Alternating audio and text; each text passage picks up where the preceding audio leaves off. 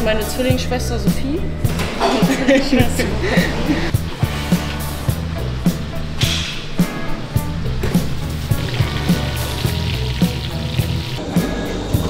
Frisches Mett jetzt auch. Auch genug?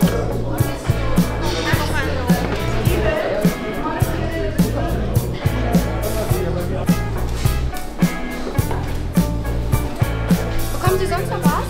Ja.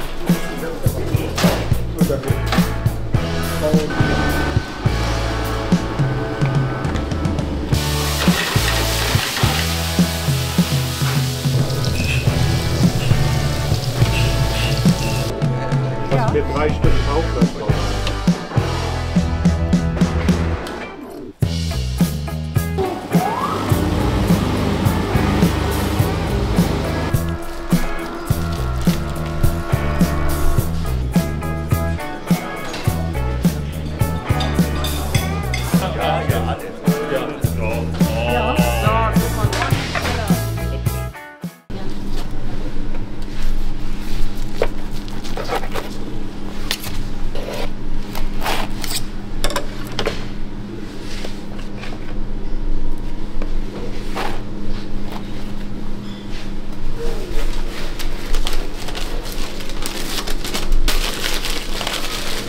Oder 3 Rinderfrikadellenbrötchen.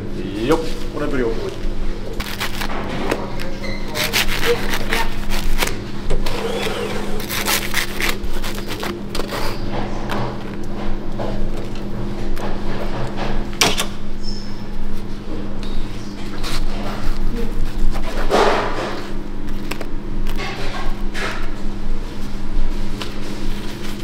Frikadellenbrötchen? Rinderfrikadelle. Lecker, schön saftig. Alle mit Senf drauf? Alle mit Senf. Jupp. Ja, Frühstück ist die wichtigste Mahlzeit des Tages. Richtig. Wer arbeitet, muss auch ordentlich frühstücken. Sonst war das nichts. Ja, wie letztens so ihre Tochter meinte, Handwerkerportion. Richtig.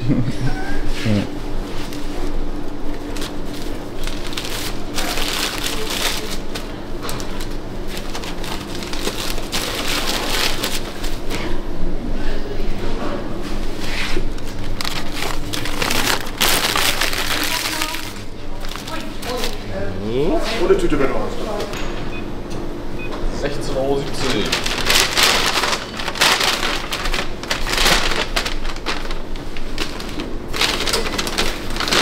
Danke. Rausgekommen? Für den Bonbrot. So. Da kommt einer mit gutem hinterher. Okay, danke. Tschüss. Ciao. Moin. Leberkäsebrötchen hätte ich gerne. Yep. Mit Käse. Senf drauf. Ein Frikadellenbrötchen und eine normale Frikadelle.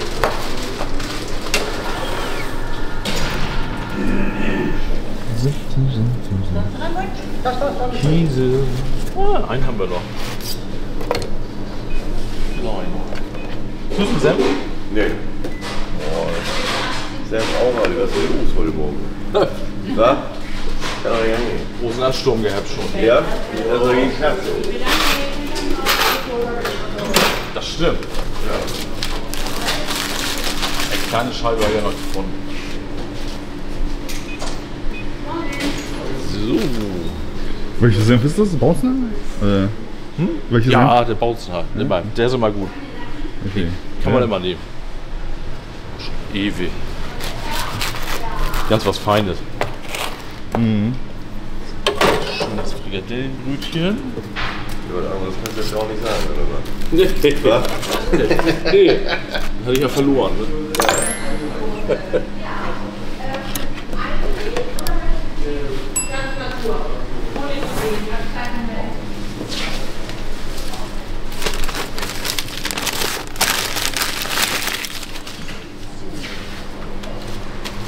So, noch eine Frikadelle noch. Ja. Solo ohne was? Ja. Und dann haben wir. Danke.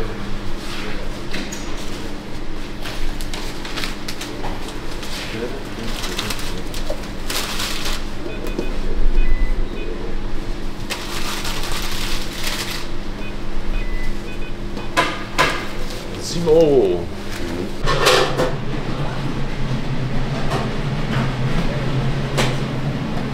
Sonst kriegen die das nicht raus, wenn das nicht in der Box ist.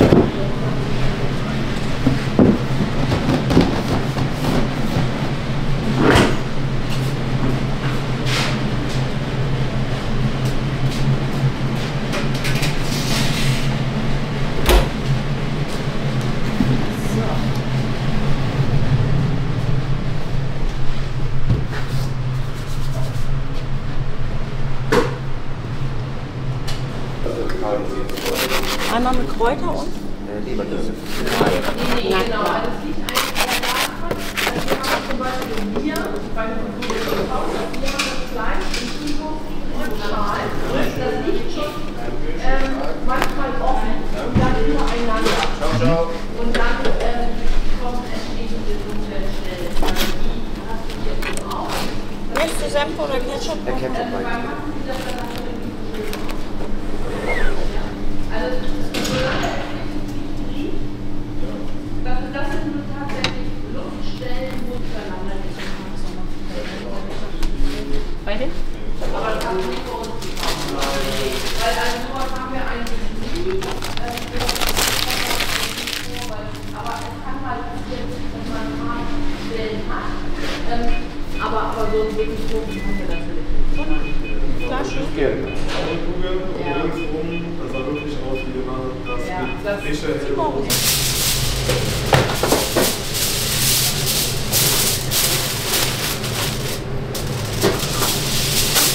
Sind wir jetzt für ein bestimmtes Gericht, oder? Das ist jetzt tatsächlich Party-Service. Ah, verstehe.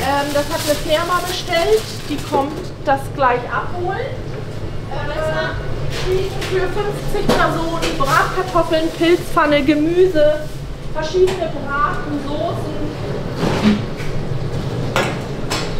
Na, okay. Die frühstücken schon sehr früh, machen daraus aber ein Mittagessen.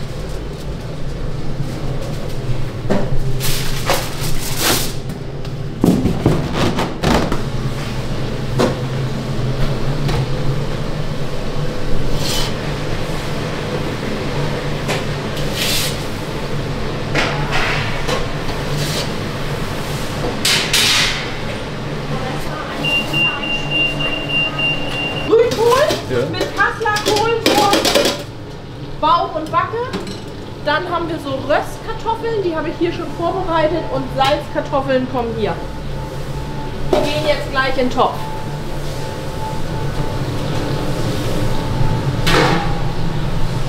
Ich gehe mal davon aus, dass wir so 100 Portionen heute verkaufen werden.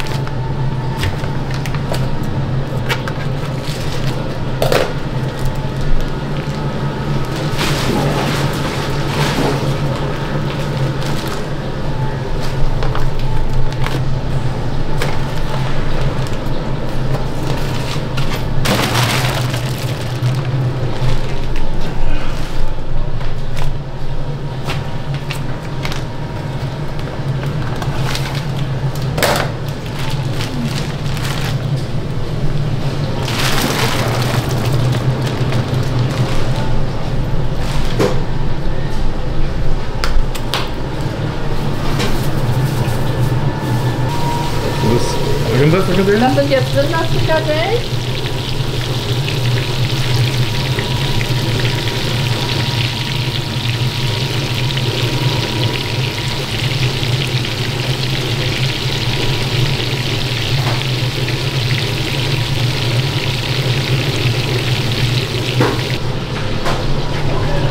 Guten Morgen!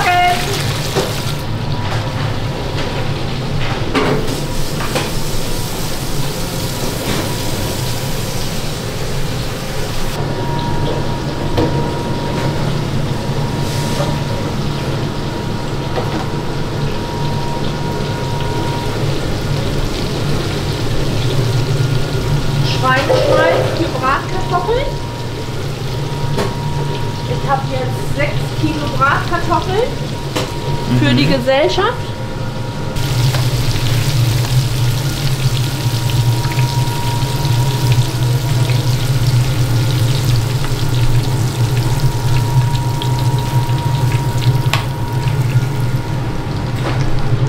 Rinderfrikadellen. Die Bratkartoffeln werden bei uns tatsächlich noch in richtig Schweineschmalz gebraten. Dann kommt da Speck, Zwiebeln und Lauchzwiebeln mit drauf. Und dann haben wir ein spezielles Gewürz extra für Bratkartoffeln. Ja. Wenn man zum Beispiel jetzt auf Margarine braten würde, ist es eine etwas billigere Variante, ja? Ja, und die Bratkartoffeln werden in Margarine tatsächlich nicht so knusprig. Aber Schmalz ist eine teurere Variante, kann man so sagen. Ja, aber wir produzieren unser Schmalz selbst und lassen unser Schmalz selbst durch. Und dadurch kaufen wir das nicht teuer ein, sondern wir produzieren selbst.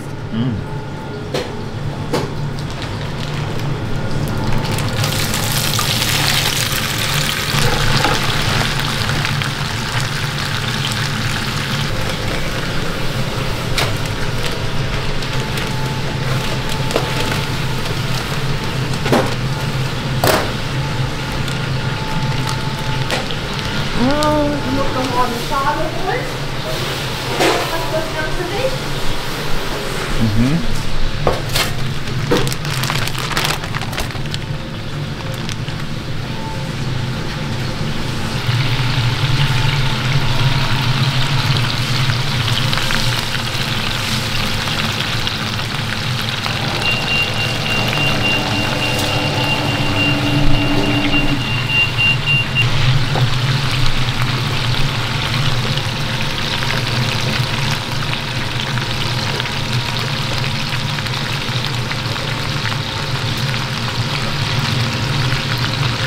Das steht jetzt erstmal ein paar Minuten auf der einen Seite und dann wird das gewendet. Und dann sind die in 20 Minuten ungefähr gut.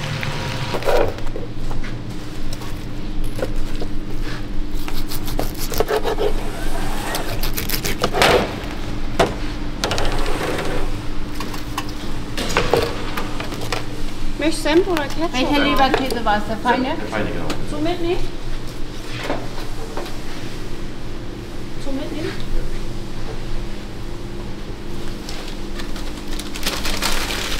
Möchtest du sonst noch was haben? Hast du keinen feinen Leberkäse mehr?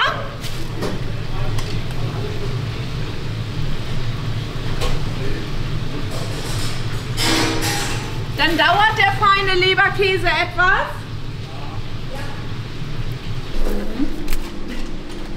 Und jetzt zurück, guten Appetit. Ich sage Fleischpelz, aber das macht ja auch. Ja. Moin. Moin. Ich hätte gerne zum Mitnehmen ein Brötchen mit feinem Leberkäse und eins mit Frikadelle. Ja.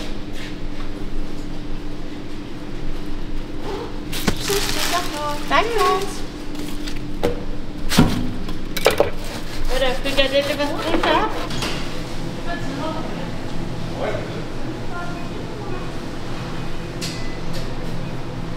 Oder Röstzwiebel da? Nee, Käse dann. Hast du sonst noch erwünscht? Eine Frikadelle so. Ja. Und dann bin ich zufrieden. Möchtest du irgendwas drauf haben? Nee, danke.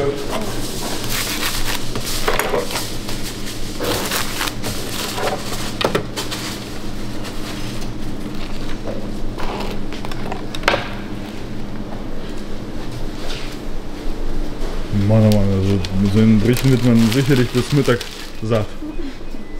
Du, manche können davon auch 3 essen. Danach arbeiten sie aber nicht mehr. Darf ich sonst noch was? Das war's, Dankeschön. 6 € glatt. Ja, kannst du aber versuchen. Soll ich Senf dazu packen? Nee, zweimal warm Ketchup. Ach, stimmt.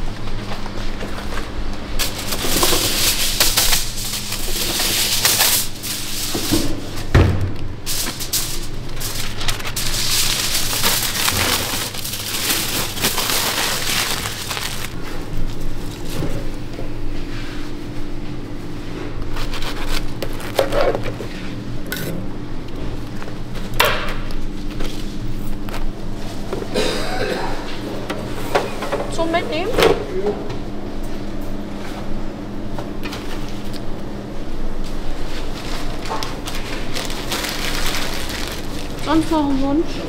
3 € bitte. Perfekt. Beleg mir dazu?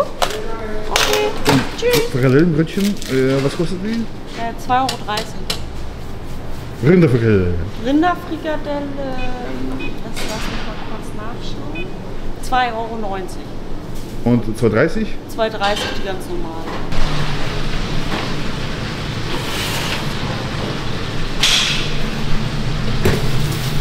Einmal Leipziger Allerlei mit Sauce Hollandaise. Das ist jetzt Gemüse für 50 Personen. Das mische ich nicht. Es mag ja nicht jeder Sauce Hollandaise. Deshalb mache ich immer nur den Punkt in der Mitte. Wer Sauce Hollandaise möchte, nimmt sich das aus der Mitte. Und wer lieber das Gemüse ohne was isst, kann dann an der Seite greifen.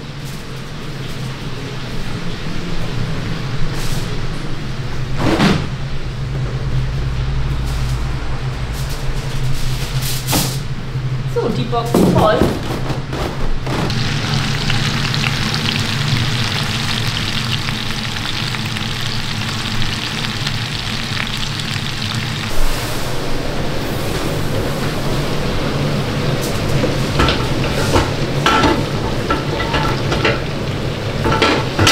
Den Topf brauchen wir nachher für die Kohlwurst. Weil wir heute als Mittagsfisch Grünkohl haben. Mit Kohlwurst, Kassler, Bauch und Backe, Salzkartoffeln und Röstkartoffeln. Und die Brötchen bekommt ihr jeden Morgen geliefert? Die Brötchen für die jetzt? Also heute haben wir Donnerstag, da kriege ich 1000 Brötchen geliefert. Vom Bäcker? Vom Bäcker. Und wenn die nicht ausreichen? Dann backe ich noch nach. Okay. Dann haben wir Devi Back, die liefern uns TK-Brötchen. Und dann backe ich tatsächlich nochmal 50, 100, kann auch mal 200 sein. Auch ich kann mich verschätzen.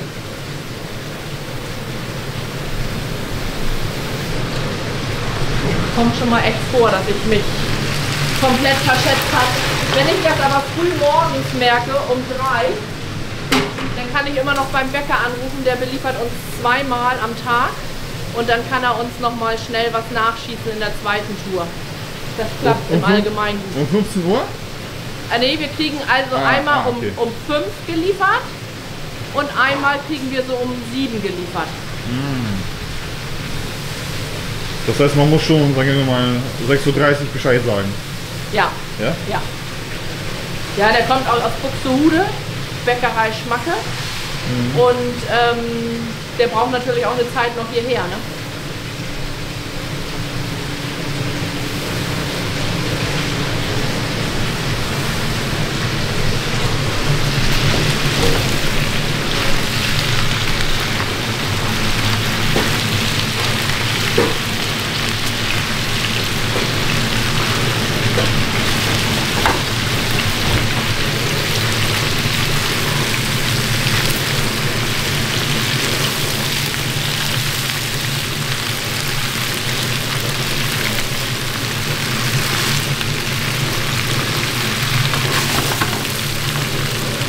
Bestimmt auch eigenes Speck.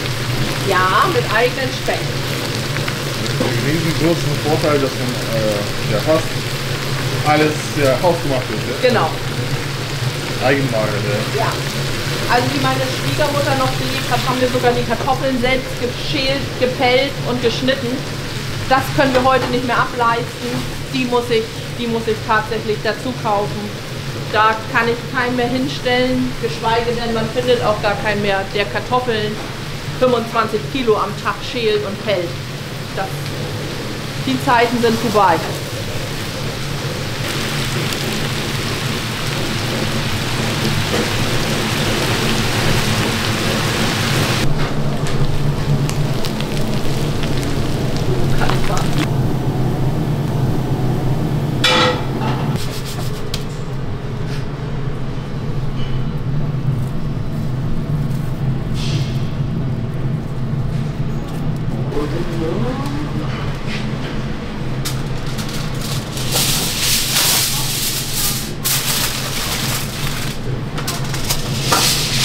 Also normalerweise haben wir einen Koch und der macht den Partyservice.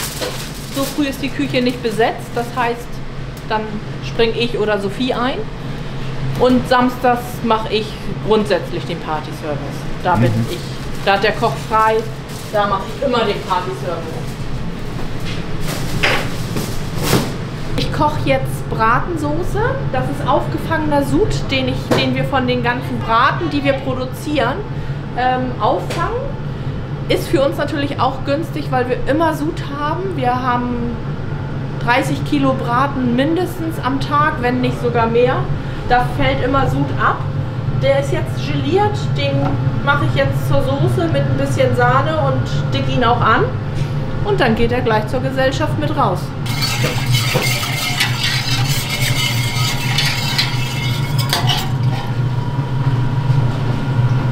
Natürlich Inhaltsstoffe.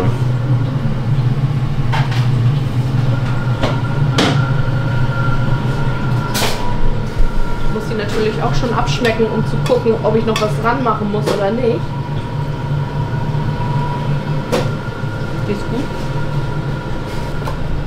Man sagt also, die Köche haben Gewohnheit, die essen nur mit Löffel. Nur. Also du benutzt auch keine Gabel. Nee, tatsächlich habe ich hier auch nur Löffel zum Probieren oben liegen, das stimmt. Auf der Gabel bleibt ja auch nichts hängen.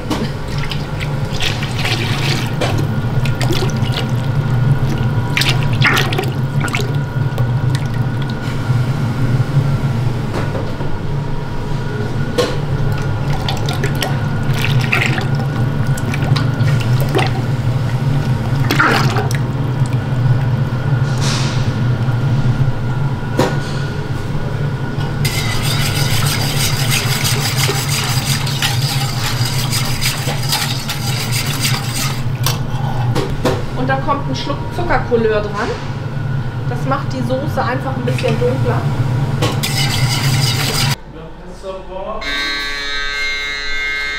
Das ist jetzt...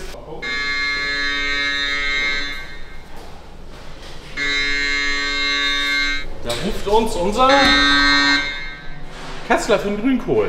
Oh. Er meldet sich gerade, dass er fertig ist und würde jetzt noch ein wenig verweilen, bis er dann nachher im Imbiss landet. Mhm. Jo. Der muss noch ein bisschen schmoren. Dieser riesen Revolver hier? Oder? Ja, hier ist unsere kleine Wurstproduktion. Leider hat sich unser Geselle heute abwesend gemeldet, unser Elias. Der macht hier sonst alles alleine. Ganz toller Mann. Aber das können sie doch besser. Nein, er kann das tatsächlich genauso gut. Ich helfe ihm ein bisschen, also wir sind hier zusammen so ein bisschen und ich bin so ein bisschen unterstützend eigentlich mehr. Ne? Und, ja, sehr, sehr bescheiden. Wie lange? 35 Jahre Erfahrung? Ja. Ja, man wird ja auch älter. Ne? Und? Da kann man ja nicht alle überholen mehr, das geht ja nicht mehr und irgendwann müssen die Jungen ja auch mal ran. Und der macht das sehr gut, er ist hier quasi, ja, macht selber Wurst, also ich gebe noch ein bisschen Gewürze mit, bereite alles vor. Aber wir können ja mal gucken. Ja, unser aber das wollte ich fragen. Ja, genau. Unser Grünkohl, der schmort ja auch schon. Also der brutzelt hier vor sich hin. Das müssen wir auch erstmal kontrollieren, nicht dass der Blödsinn macht im Kopf. Oh, so eine Maschine. Gucken mal, ob noch was drin ist. Damit die hungrigen Mäuler auch noch satt werden. Also das, oh ja, ich glaube wir haben Glück. Doch, es gibt heute doch noch was zum Mittag. Ist leider der Topf ist ein bisschen voll geworden. Ist so ein bisschen zum Rühren, so ein bisschen Regel. Und der wird jetzt aber noch mal abgeschmeckt. Jetzt ist so ein bisschen Zucker, Salz, Salz wollte ich schon fast sagen. Ein bisschen Senf kommt immer rein. Senf muss reichlich rein. Senf ist immer richtig lecker. Ja, da sollen so unsere ganzen Kunden heute satt werden. Dass ordentlich was auf den Teller kommt.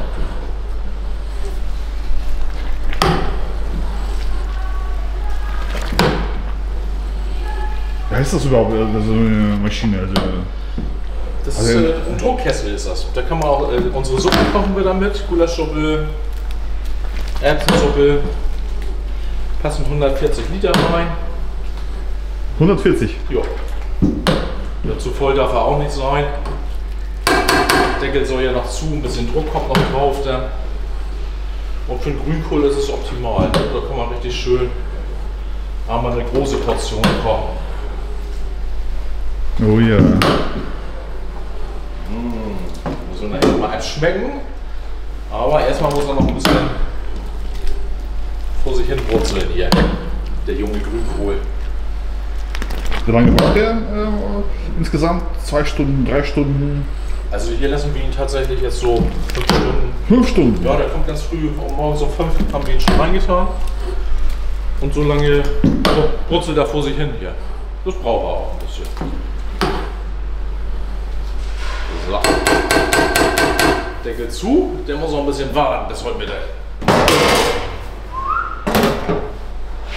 Das heißt, so Temperatur kann man auch je nach Gericht auch hier Genau, kann man alles einstellen. Mit Druck, den machen wir jetzt ohne Druck. Cool. Kleine Geräte, einen kleinen Speckschneider. Der hier. Genau, also kann man kleine Würfel mitschneiden. Ne? Oder Gulasch auch, wenn man größere Mengen Gulasch fürs Mittagessen hat, dann kann man die da schön alle einmal durchlassen. Das braucht man dann nicht mehr per Hand schneiden, wenn man eben große Mengen hat. So kleine Mengen, das machen wir dann lieber im Laden. Die Kunden freuen sich ja auch, wenn sie dabei zuschauen können. So, und das hier im Bild? Spritze, da werden unsere Burgunderbraten gepökelt. Und die Treppe hier? Mit einer Salzlake, genau. Das läuft dann so durch. Aha. Hat man früher auch per Hand noch mit so einer kleinen Nadel gemacht, aber das kann man heute ja nicht mehr. Oh, ja. Das ist unser Kutter. Cool. Da werden Würstchen mitgekuttert. Ich weiß nicht, ob ich es noch schaffe. Vielleicht müssen wir noch ein bisschen Leberkäse machen. Dann könnten wir das noch mal ausprobieren, wie das so alles aussieht, wenn man das live und in Farbe macht. Ja, das wäre cool. Ja, gucken wir mal. Ja. Vielleicht klappt das. Das wäre toll, ja. Ja. Ja. Jetzt ein bisschen neblig, jetzt kann man nicht mehr so ganz gut gucken. Doch. Füllautomat. Und hier natürlich werden Fleischstücke werden hier reingeworfen und dann... Genau, die kommen dann da rein und dann kommt der Leberkäse da raus. Und dann kommt er anschließend in die Rauchanlage zum Garen. Die haben wir da stehen. Rauchanlage? Ja. Oh. Da kommen die Würstchen rein. Leberkäse, Kohlwurst.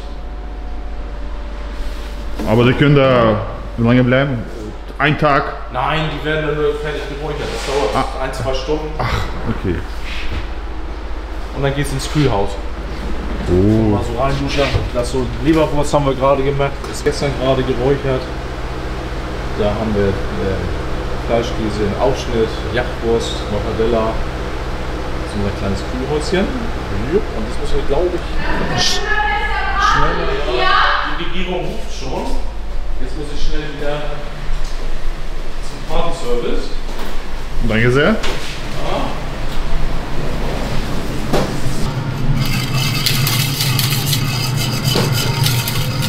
Also sehr interessant dort in der Produktion. Sehr. Ja, das glaube ich auch. Ja. Das sieht man ja auch nicht so häufig. Nee. Allein der große Topf Grünkohl, der da hinten ist. Ja. Und die ganzen Maschinen sind ja. Ja. Und ihr Mann ist sehr bescheiden. Verheiratet. Wenn ich dich jetzt frage, seit wie vielen Jahren, weißt du das wahrscheinlich nicht. Was denn? Was wir geheiratet haben? Oh, das ist jahrhundertliche Nähe. Wie vorgestern kommen wir vor. Was? Wirklich geheiratet haben. Ach so. Meine Frau ist ja noch jung, dynamisch. Ja. Ja, so süß wie am ersten Tag ist sie noch. Ich würde sie jeden Tag wieder heiraten. Das ist das Einzige, was wir in meinem wissen müssen. Also halt vorgestern geheiratet zum Beispiel. Ja. Egal wann. Kommt mir vor wie gestern. Sie ist auch immer... Hoffentlich hat sie das auch gehört. Ich glaube auch. Okay. So, unser Burgunder. So, jetzt gibt es Party-Service. Unser Burgunder ist gerade fertig. So.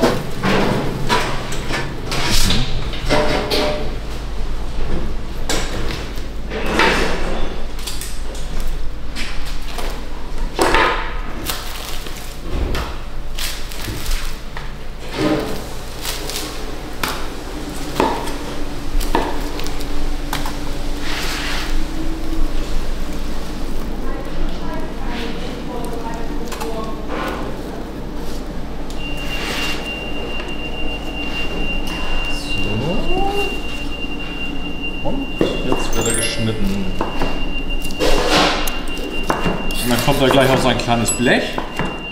Das habe ich im anderen Ofen schon ein bisschen zum Vorheizen, damit das schön heiß bleibt.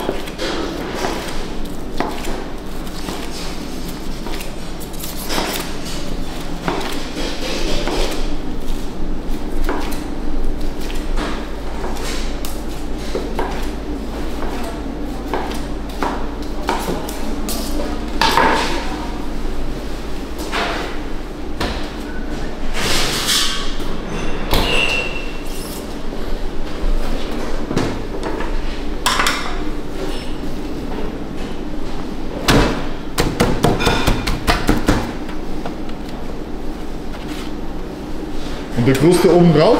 Genau. Das Beste kommt oben drauf. Also auch wenn man schon satt ist, also so ein kleines Stückchen Kruste, das kann man immer essen.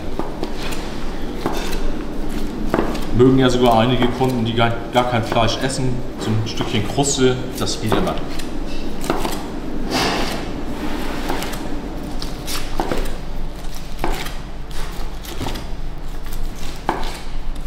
Scheiben müssen ja immer genau richtig sein, nicht zu dick, nicht zu dünn. Zu dünn säftet schnell aus.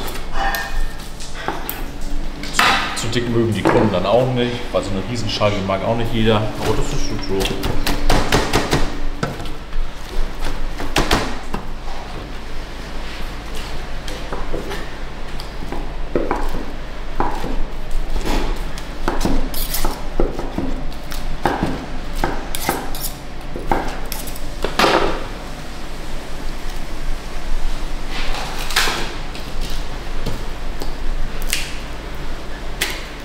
So. Ja, und so sieht er dann aus. Jetzt kommt er in die Kiste und dann kommen gleich die Kunden und holen ihn ab. Jupp. Ab, schieb in den Ofen hinein. Mhm.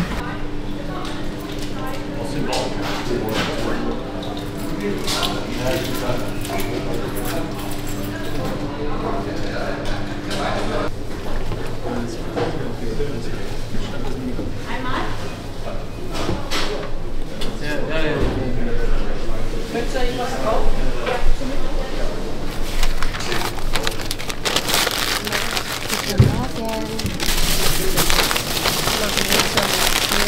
Nee, das war ich lieber nicht.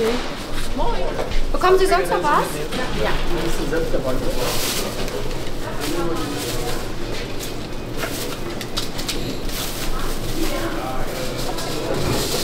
Was darf es sonst noch sein? Schnitzelbrötchen? Schnitzelbrötchen? Ja. Sehr beliebt. Und das ist? Das ist unser Budapester Braten, nennen wir den. Der ist so ein bisschen mit kleinen Speckseiten, Zwiebeln gefüllt und ein bisschen mariniert mit ein bisschen Öl. Dann kommt dann Alu eingeschlagen, wird gegart. Ist auch mal ganz lecker, so ein bisschen kräuterig, eine schöne Kräuternote hat er dann. Das riecht man auch hier. Jo. Und ist auch sehr zart. Der zergeht dann so auf der Zunge. Sieht man schon so. Ja, das zerfällt schon fast.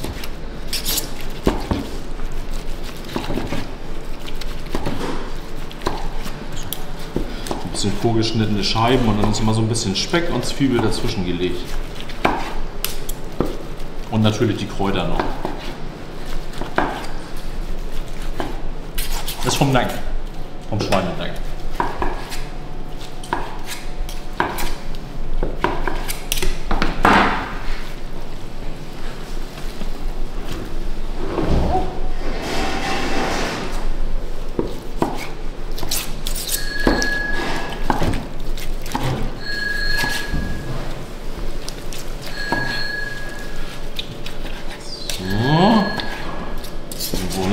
Und fertig ist das Kunstwerk.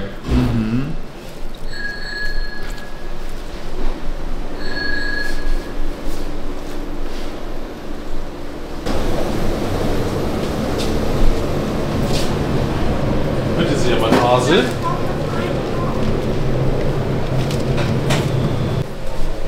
So, jetzt ist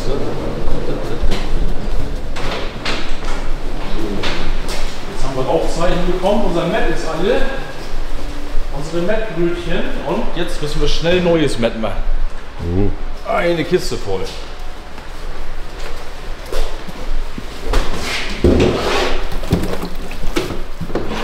Jetzt vorher angewürzt alles. Schulterfleisch ist das vom Schwein. Schulter und ein bisschen Oberschalendeckel. Ist auch immer schön mager. Mager soll es ja auch sein. Zu mager ist auch nicht gut, das ist wieder trocken. So, das ist jetzt für unsere Mettbrötchen und natürlich für unsere Kunden, die frisches Mett jetzt kaufen wollen. Sollen ja auch was Ordentliches haben. Dann haben wir noch eine Kräuterfrikadelle, Reis und Mais und unsere normale, unser Topseller, unsere normale Frikadelle. Die hätten jetzt tatsächlich das gleiche Fleisch vom Schwein. Das geht hier schnell. Ja. Das Ganze wird jetzt noch ein bisschen so durchmischen, dass es schön geschmeidig ist. Dann kommt es in kleinen Schälchen und wandert in den Laden. Da warten Frau und Töchter ja schon drauf, damit sie das fleißig an den Kunden bringen können. So. Fertig. Das ist meine Zwillingsschwester Sophie. Und wir haben dann eben später entschieden, in der Grundschule, wie meine Mutter vorhin erzählt hatte, den Laden zu übernehmen. Noch sind Mama und Papa aber auch dabei. Und 2002, 2000 hat Papa den Laden übernommen. Ja, hat ihn dann auch umgebaut. Genau, Papa hat ihn dann 2010 ungefähr umgebaut. Vorher hatten wir so einen ganz kleinen Laden und jetzt haben wir Warmtheke, Partyservice und alles. Genau, richtig. Wie alt seid ihr? Ziemlich, wir sind 24 Jahre alt, 24. wir haben uns jung gehalten. Ja. Genau, 24 sind wir.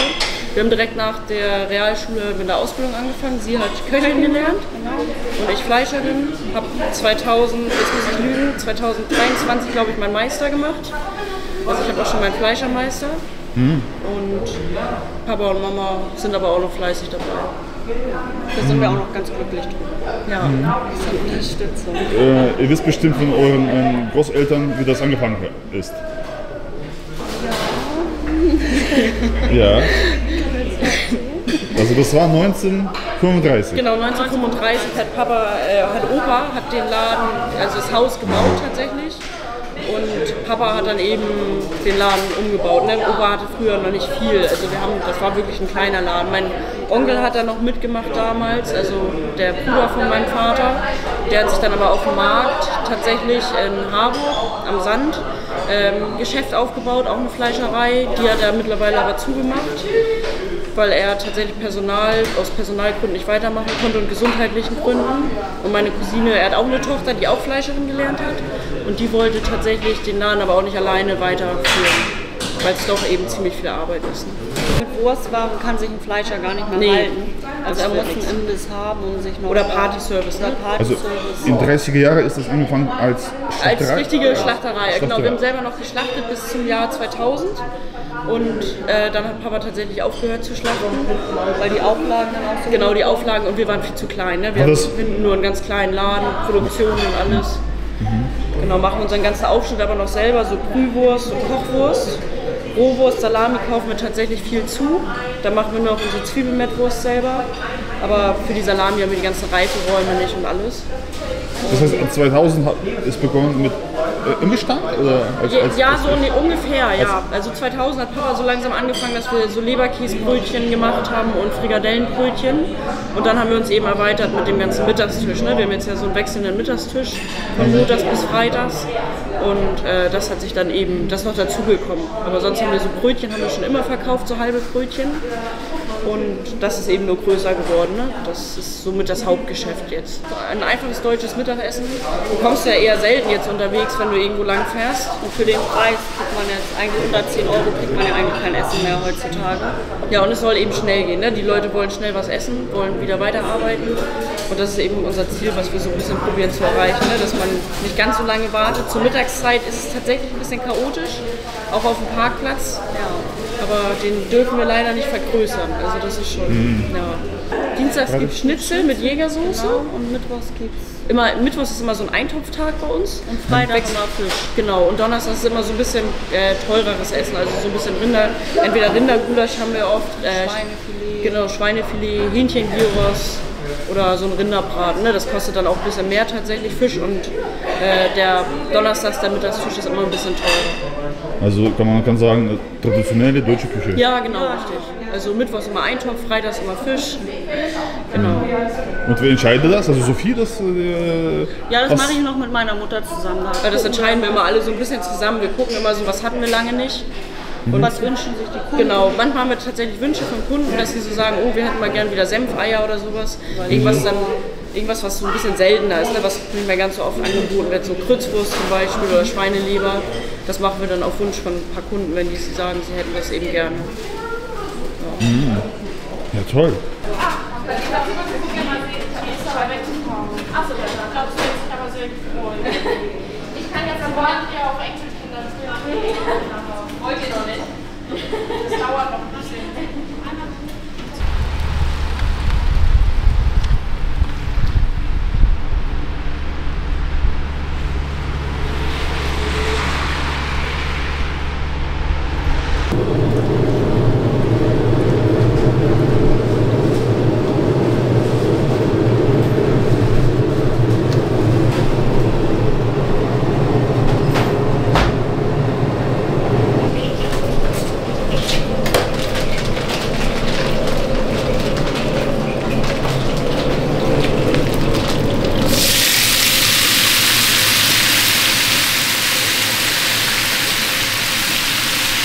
Kräuterfrikadellen. Kräuter.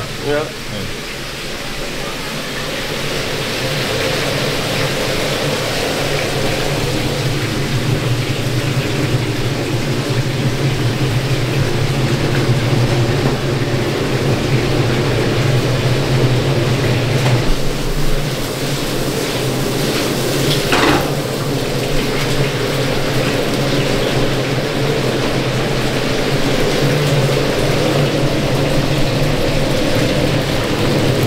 Großen Tochter? Kartoffeln für Kartoffeln. Mittagstisch. Ah, okay. Ganz normale Kartoffeln, aber die brauchen noch.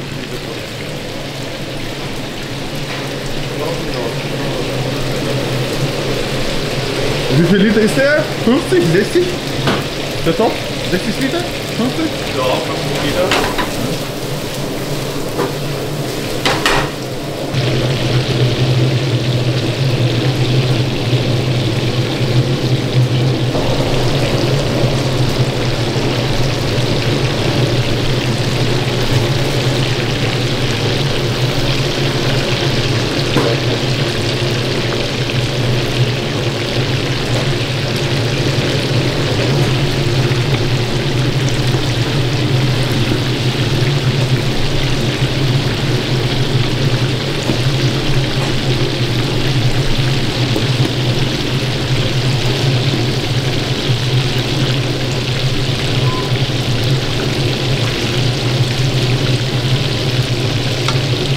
Ja, das stimmt. Aber das können wir uns ja nicht aussuchen. Schönen Tag noch, ne? Das können wir uns ja nicht aussuchen.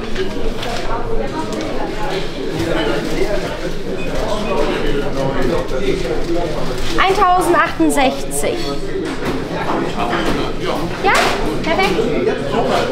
Danke.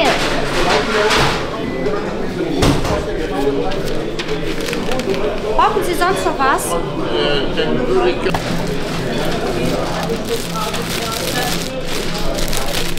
Herr Hähnel, wir müssen hier einmal ran. Also, kann man los. Dankeschön. Wir haben heute auch Grünkohl. Wir haben heute auch Grünkohl.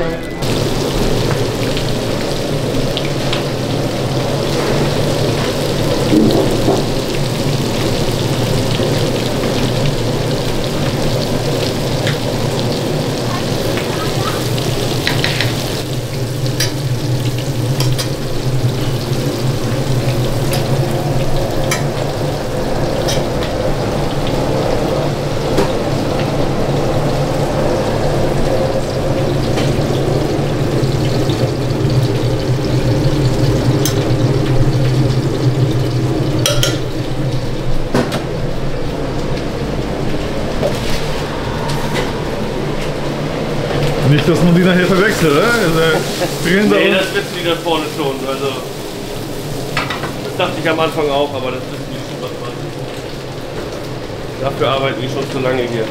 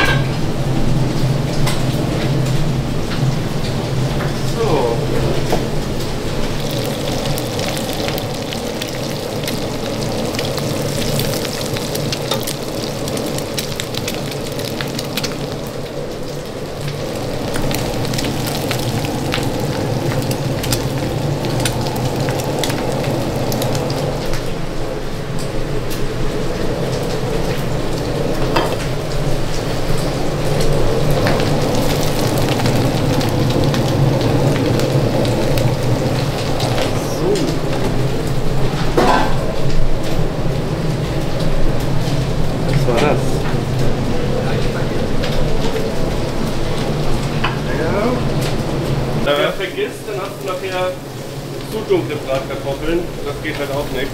Und das passiert halt leider sehr schnell mal, wenn du 3, 4 Pfannen gleichzeitig arbeitest. So, ein bisschen Grünes rüber. So. Jetzt kommen die auch nach vorne. So. Geben wir jeden Mittag raus. Rotkohl, Sauerkraut.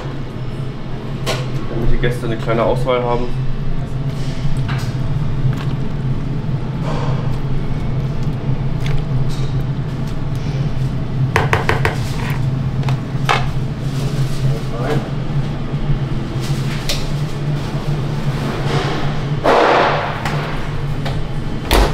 Unsere Jägersoße, Champignons, Pilze. Geht auch sehr viel am Tag. Wir essen die meistens zu Schnitzel oder zu Frikadellen. Mache ich auch einen Einsatz fertig. Damit kommen wir meistens über den Mittag. Das erhitzen wir jetzt auch einmal. Irgendwie so. Meistens nach dem Mittag muss ich dann noch mal einen machen. So, was war das?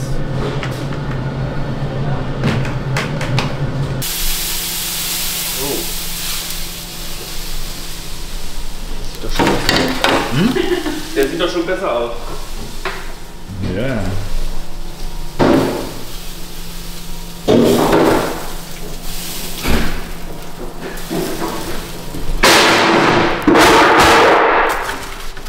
Das war leise.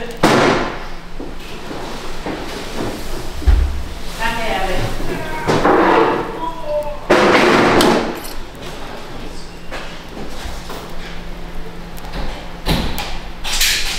Freude hast du? Ja.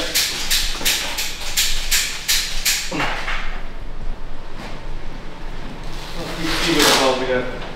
Du magst das gerne, die Zwiebeln, ne? Dadurch, dass ich dabei nicht heule, bin ich dazu verdammt.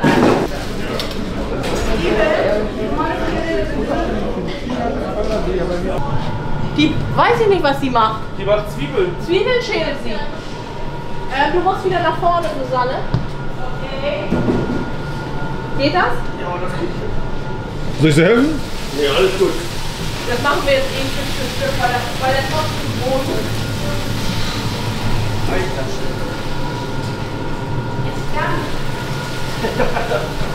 Was denn, ja? Oh, ist das nebelig. Boah, ich brauche erstmal einen Einsatz für die Kartoffeln. So, Stück für Stück.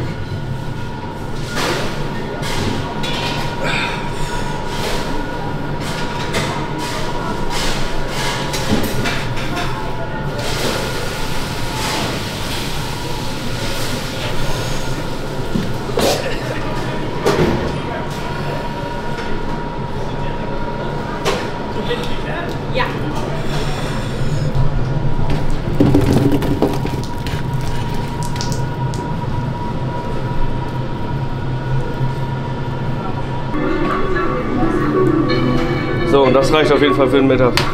Oh ja. Hoffe ich zumindest. Der Grünkohl erstmal abgeschmeckt werden. Das ist die Sache der obersten Chefin. Das ist die oberste Chefin. Wir haben ja mehrere davon. Junge und alte. Jetzt abschmecken, ja? Jetzt wird abgeschmeckt.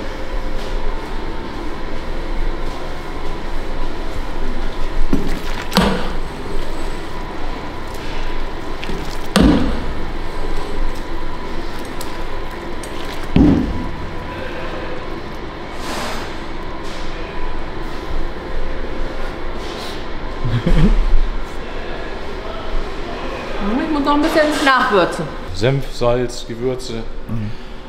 Das muss von der obersten Regierung abgesegnet werden. Ist nicht so einfach, wir haben ja mehrere Chefinnen hier und ich bin ja ganz weit unten. Ich muss mir das Ganze dann immer gefallen lassen? Gefallen lassen, zurechtlegen, genau. Aber meistens haben sie ja auch recht, ne? Okay. Ist ja so. Aber jetzt müssen wir ja noch Leberkäse machen, weil der ist jetzt ja alle. Hatte ich heute überhaupt nicht vor, weil mein Geselle ja nicht da ist, der Elias. Der macht das ganz toll, sonst alleine alles. Und jetzt muss ich einspringen. Können wir ja zum Glück, meine Tochter hat das ja auch Fleischermeister gelernt, die könnte das jetzt auch. Ja, die ist hier hinten. Ach, ja, sie beobachtet mich auch gerade, ob ich das auch alles richtig mache.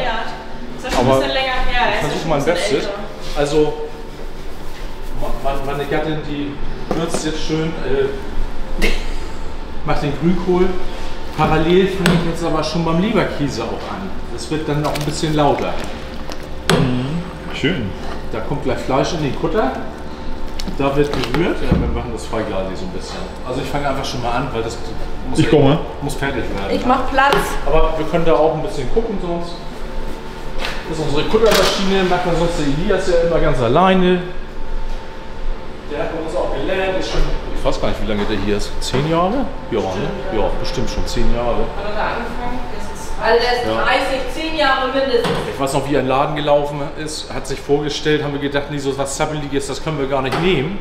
Und dann habe ich, er ist auch ein bisschen kleiner, und habe ich gedacht, geht ja gar nicht, der kommt nicht an die Ruhrbahn. Aber dann habe ich gesehen, wie schnell der rausgewieselt ist, wie so schnell wie ein Wiesel aus dem Laden weggerannt ist. Und dann bin ich ihm hinterher und sage, du machst jetzt eine Lehre. Okay.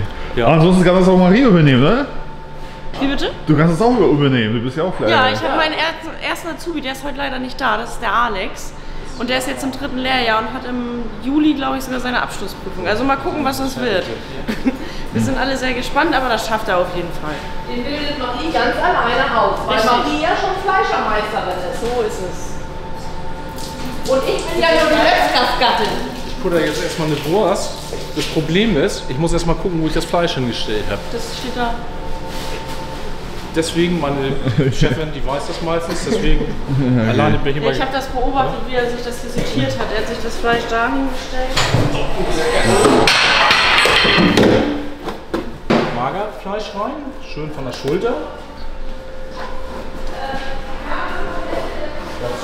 Meine Gewürze und Hilfsstoffe und alles, was dazugehört.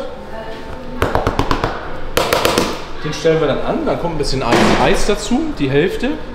Das wird dann immer so bis 7, 8 Grad bei uns gekuttert, also macht jeder so wie er denkt meistens. Bei uns ist es am schönsten 7, 8 Grad. Dann kommt der Rest vom Fett und vom Eis dazu. Das Ganze nochmal schön gemischt und dann geht es in den Füller. Kann man gleich aber nicht mehr erzählen, das ist ein bisschen zu laut. Deswegen vorab schon mal als Info. Und so eine Maschine, sagten Sie, kostet? Oh, weiß ich gar nicht mehr. Damals hat die mal, also ganz so alt ist sie jetzt nicht, der hat jetzt so 50.000 gekostet, aber die Preise steigen ja rasant. 50.000? Ja. Also jetzt noch teurer? Ja. Gibt es dafür ja nicht mehr. Wahnsinn. Deshalb, das ist Ausstattung, Betriebsausstattung ist schon ein gewaltiges Thema, aber da haben wir jetzt irgendwie keinen Stau. Immer wenn irgendwas ein bisschen zu alt wird, dann wird es einfach ausgetauscht, dann gibt es was Neues, hat man mehr Freude dran, als die alten Geräte immer wieder zusammenzuflicken. Haben wir die Erfahrung gemacht und passt auch.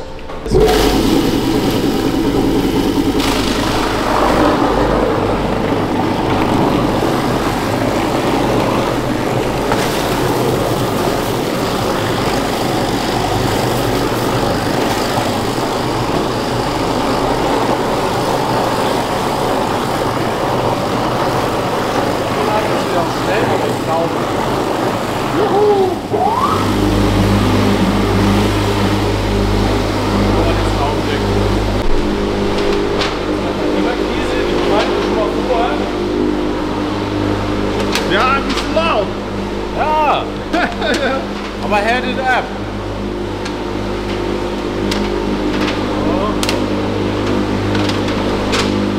Was sind jetzt so Leberkäse für Bestellung? 2 Kilo, werden so abgeholt. Und dann müssen wir für den Laden gleich noch welche machen.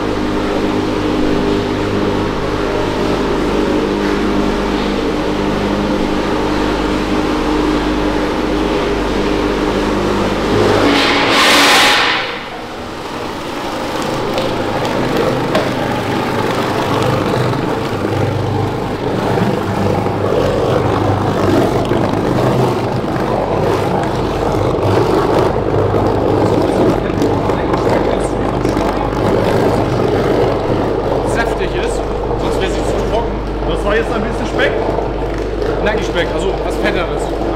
Mager, Fett, das wird dann zusammengebuttert und dann gibt es eine homogene, schöne Masse.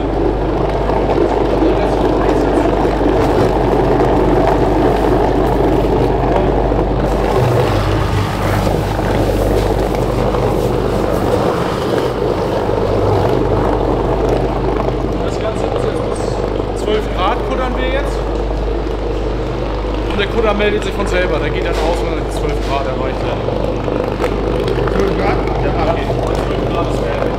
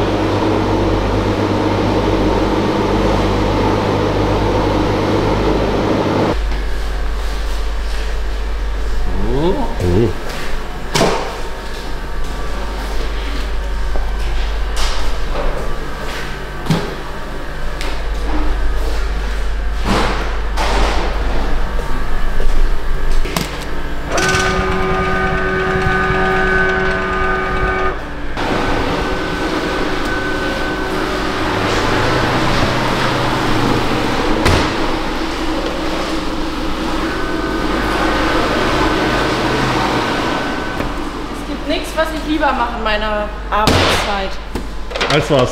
Als das? Ja, genau, das ist meine Lieblingsaufgabe.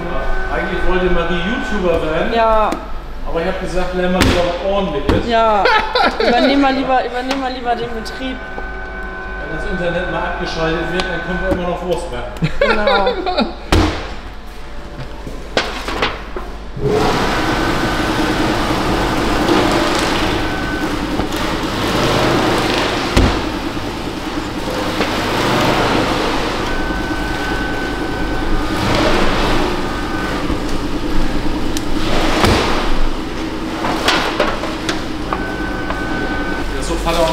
Vater und Sohn bei der Arbeit, wollte ich fast sagen, aber aus Versehen eine Tochter geworden. Ist auch nicht weiter schlimm. Da kann man mit leben. 2 Töchter? Ja, eigentlich soll es ein kleiner Fleischer werden, aber jetzt haben wir 3 kleine Töchter.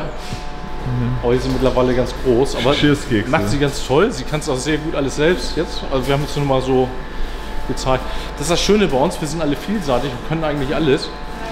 Es ist Fluch und Segen zugleich natürlich. Man muss da auch überall hinrennen, wo gerade irgendwas fehlt oder wo was schiefgelaufen ist. Aber geht. Aber sie macht es besser wie mancher Fleischersohn, finde ich. Ja, also es ist ein Premium-Objekt. Da ist was draus geworden. Und ich hoffe, man passt so lange gut zusammen, bis du mich dann rausschmeißt und sagst, ja, 1, 2 Jahre noch.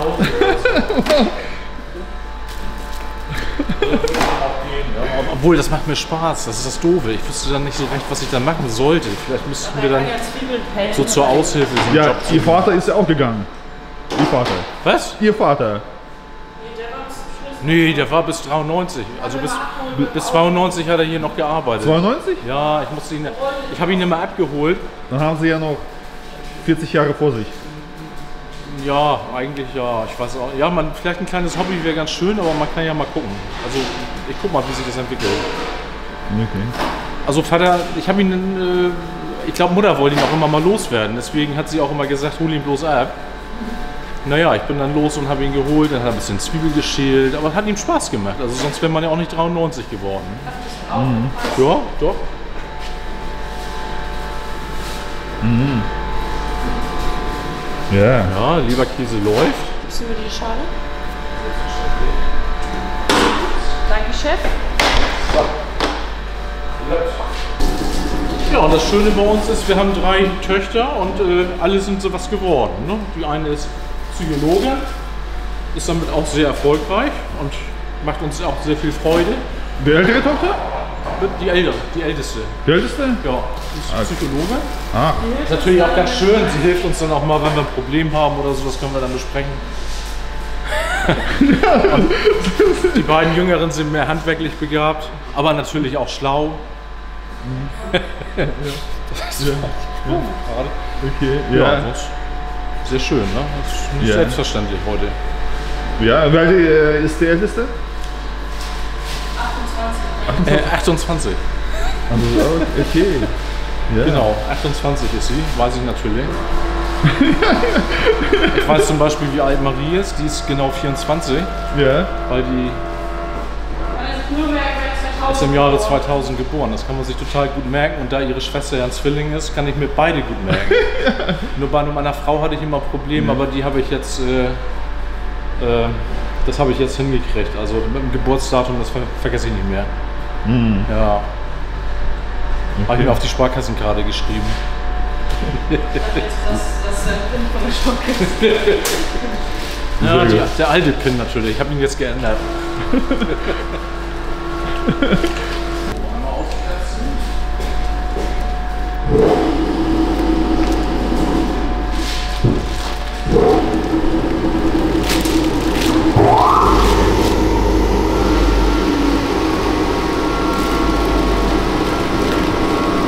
Sind das ganz übliche Plastiktüten oder? Ja genau, das sind Sterildärme. Mhm. Das sind jetzt keine Naturdärme. Die werden da drin auch nur gebrüht und das ist der Leberkäse, den du jetzt im Ofen auch gefilmt hattest. Mhm. Den brühen wir dann jetzt einmal auf seine Kerntemperatur.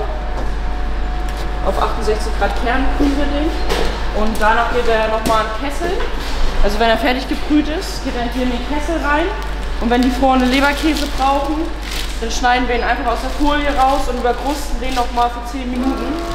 Dadurch haben wir eben nicht so einen hohen Zeitaufwand, ne?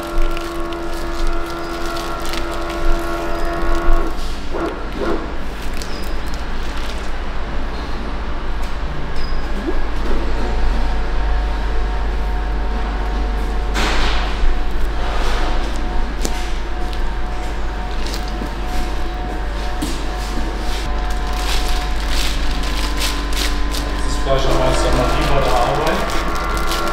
Ja.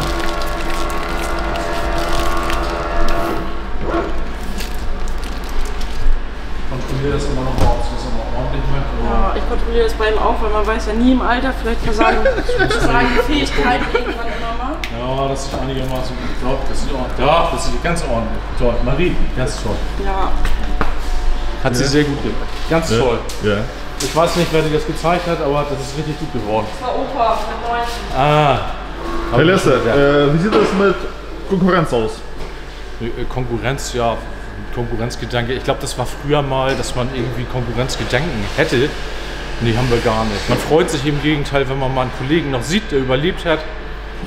Wir haben ja auch, es gibt ja nicht viele Fleischer mehr. Also im Gegenteil, man freut sich tatsächlich, wenn man sich sieht, man hilft sich auch gegenseitig. Also da haben wir ganz kameradschaftliche Gedanken tatsächlich. Nö, gar nicht.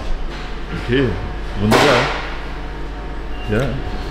Wahrscheinlich auch Mitarbeiter. Man hat ja auch irgendwie nur 2 Hände und viel kann man ja gar nicht. Man macht das, was man schaffen kann, aber nö, Konkurrenz, nö, eigentlich gibt's keine. Die gehören eigentlich zur Familie fast, ne? Ja, das war jetzt vielleicht ein bisschen. Ja, doch, ja. Also ich hätte nichts dagegen, wenn man abends zusammen am Tisch sitzt. Toll. Wunderbar. Ja, und jetzt muss einer das Ganze wieder sauber machen. Genau, das macht dann der Chef, weil ich kann mir ja die Hände nicht schmutzen.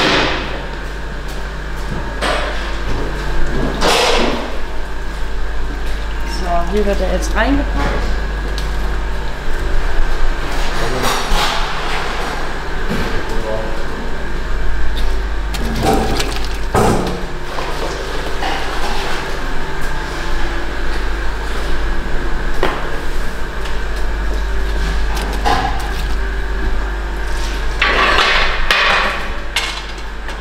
Das ist dafür da, dass die unten schwimmen und nicht oben. Ich wollte gerade sagen, er ist Quereinsteiger, aber er ist gerade voll eingestiegen raus hier. Der zweite Monat? Ich bin jetzt im 2. Monat, ja. Ich habe gleich den Dezember mitgenommen. Gerade gestern gesagt, wie toll das bei uns ist und wie schön die Arbeit ist. Und, die Hierarchie ist nicht so ausgebaut. Das stimmt allerdings. Man arbeitet quasi mit dem Chef zusammen, auch eine tolle Sache. Es kommt doch auch drauf an, ne? Nein, natürlich nicht. Oh ja. Das war ja. Eine kleine Show-Einlage hier. Oh ja.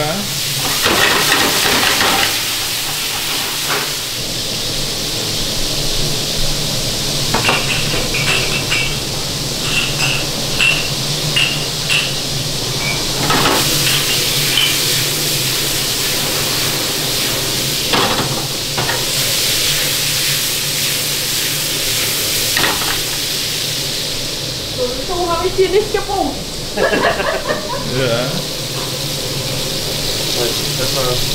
Ja. Aber ich muss ja auch die Tasse zahlen, die dann kaputt gehen, wenn man die durch die Luft schleudert, ne? Okay. Ja.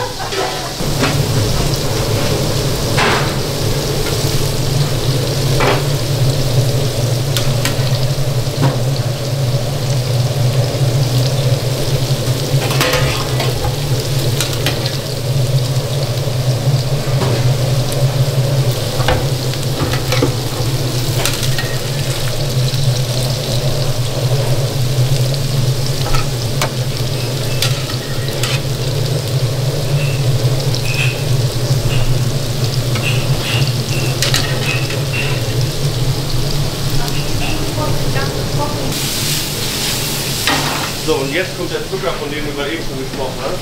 Ach! Irgendwo habe ich Zucker hier.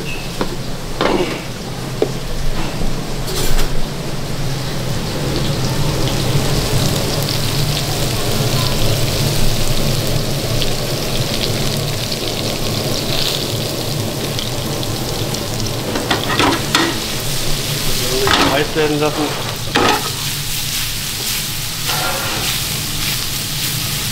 Die Würste, das wird jetzt alles für Mittagstisch für den Grünkohl. Einmal die gezuckerten Kartoffeln. Genau. Die Würstchen, die normalen Kartoffeln. So.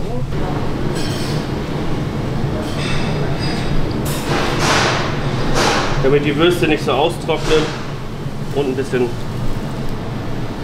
das Auge. Ja, cooler Trick. So, das ist das nächste.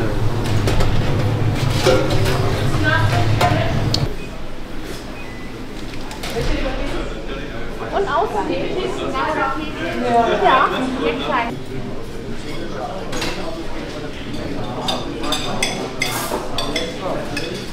Dafür sind wir eigentlich ganz gut eingerichtet. Ne? Oh also ja. Man könnte mehr machen, aber das Voll ausgestattet. wir sind mit dem zufrieden, was wir da haben. Das ist schon Aber das kam bestimmt auch alles nach und nach. Also genau, das hat sich so entwickelt. Ne? Früher war hier nur Zerlegung. Da hat man, ganz früher hat man sogar in den Räumlichkeiten hier sogar geschlachtet. Also mein Opa hat hier noch geschlachtet. Nee, Vater glaube ich auch noch. Ja, am Anfang. Ne? Also es ging vor alles so noch. 20, 30 Jahre? Mehr? Ja, 40 nee, Jahre? 30 eher. 30 Ja, 30, ja. Dann hat er sich ein Schlachthaus gebaut an der Seite. Mit dem Schlachten ging das dann alles nicht mehr so, weil das auch von den ganzen Bestimmungen und Hygiene, was man da alles erfüllen muss. Und ich sag mal so, wenn man 16, 20 Schweine hat in der Woche, das lohnt sich ein Schlachthaus schon gar nicht mehr. Ne? Das ist einmal in der Woche gebraucht dann. Ja. Guck mal, Sophie, wir loben dich gerade, wie toll du arbeitest und wie fleißig du bist. Und intelligent natürlich auch. Ja, das habe ich alles von meinem Vater. Ja. Von meiner Mutter habe ich auch einen Börser. Wir hatten ja erst noch eine Tochter, die Lena. Ja. Den Namen haben wir extra so ausgesucht. Lena Lesser, das hört sich so toll an, LL. Und dann haben wir gedacht, ein Sohn wäre ja auch noch ganz gut. Und dann haben wir noch mal versucht, einen Sohn zu fabrizieren. Da sind dann die beiden dabei rausgekommen.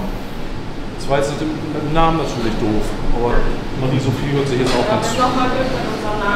Ja, eigentlich wollte ich Leo oder eigentlich sollte unser Sohn Leo heißen, aber jetzt haben wir einen Hund, der heißt es Leo. Also von daher, das Problem haben wir gelöst. Alles klar, ja.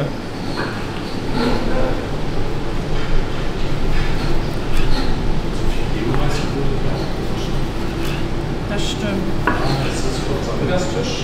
Das heißt, die älteste Tochter heißt Lena. Ja. Okay. Genau, das ist ganz schlau. Das hat die alles von der Mutter. Also die ist ganz, ganz schlau. Sophie ist ganz schlau. Ich bin schlau und meine Frau ist ganz, ganz, ganz schlau. Und Marie hat am wenigsten Sachen. Was? Marie ist auch ganz schlau.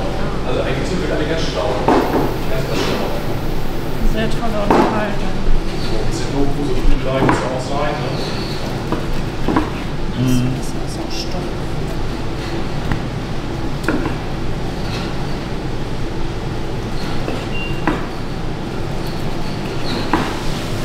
Und wer hat bei euch im Haus das letzte Wort zu sagen? Ich. Eindeutig. Du? Ja. Das ist ganz kompliziert. Die laufen, also ich sag was, dann laufen wir alle hinterher. 4 Frauen haben wir mal weg. Also der Mann hat hier gar nichts. Ja, man sagt auch, man braucht auch, man muss sich auch nicht bemühen, mit einer Frau sich zu streiten, weil die Frau immer recht hat. Eigentlich ja. Ja, muss man so sagen. Manchmal haben sie ja tatsächlich dann hinterher recht. Aber das gebe ich dann auch lückenlos zu. Da habe ich überhaupt keine Probleme mit. Also sie sind schon richtig auf Zack. Ja. Aber viel zu melden hat man dann nicht. Also das sind ja mal 1, 2, 3, 4 gegen 1 im Prinzip. Ja, scheißenlos eigentlich.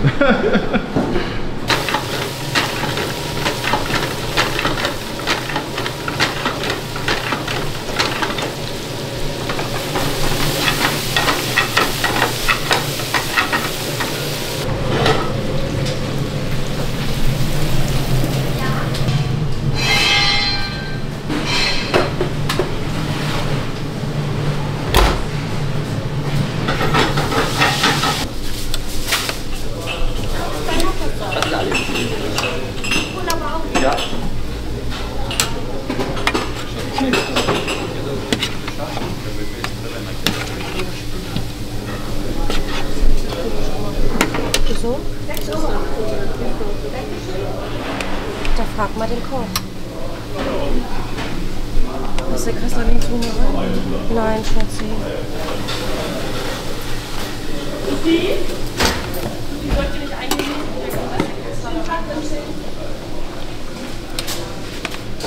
Dann im Rosenkohl raus, ne? Ja,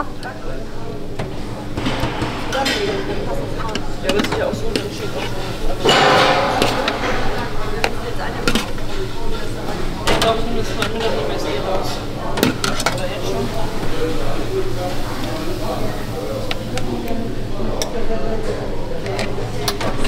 Den rausnehmen schon? Ja.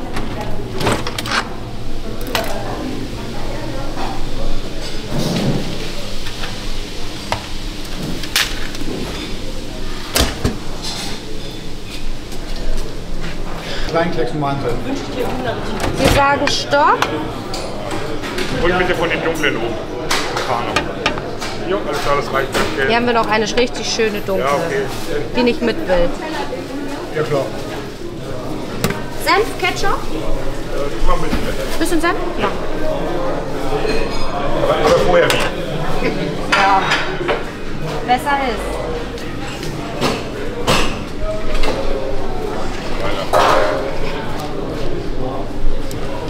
Bitte schön. Noch was zu trinken? So, danke. 3 Euro kann ich mir machen. 13 das behalten. Sehr nett. Da gibt es Hummerfritz. Den kann ich nicht, nein. Schönen Tag wünsche ich. Ebenso, danke.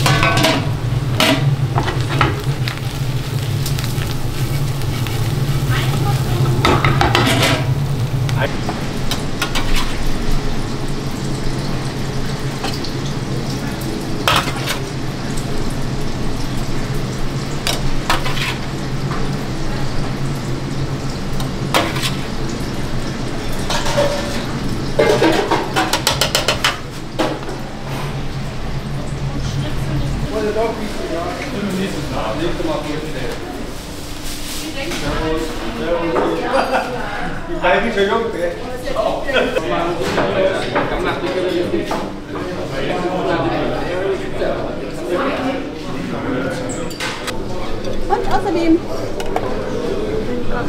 von denen hier? Ja.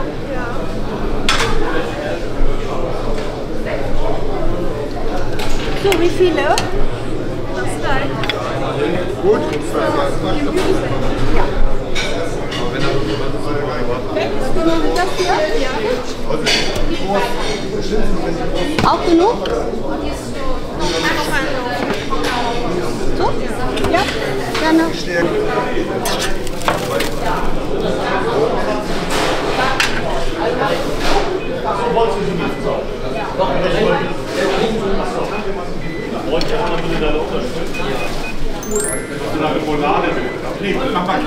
Ketchup?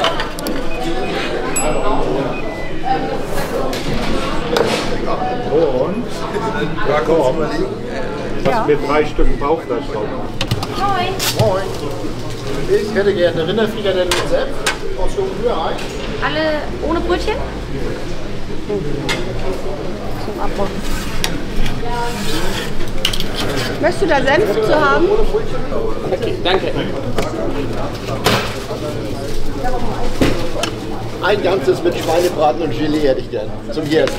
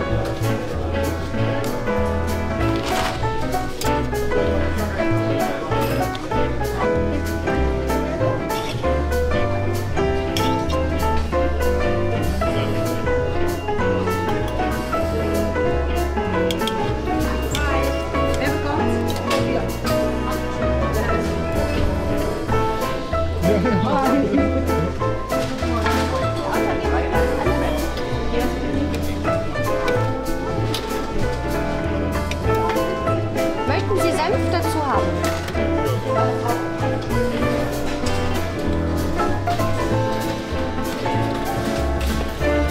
Bitte schön.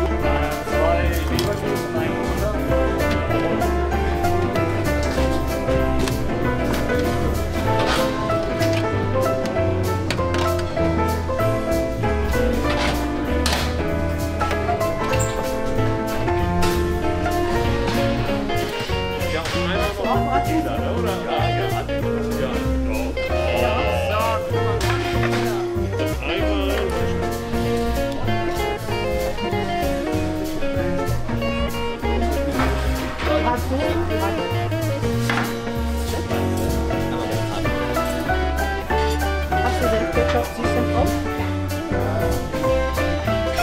Nö, habe ich nicht. Weder noch.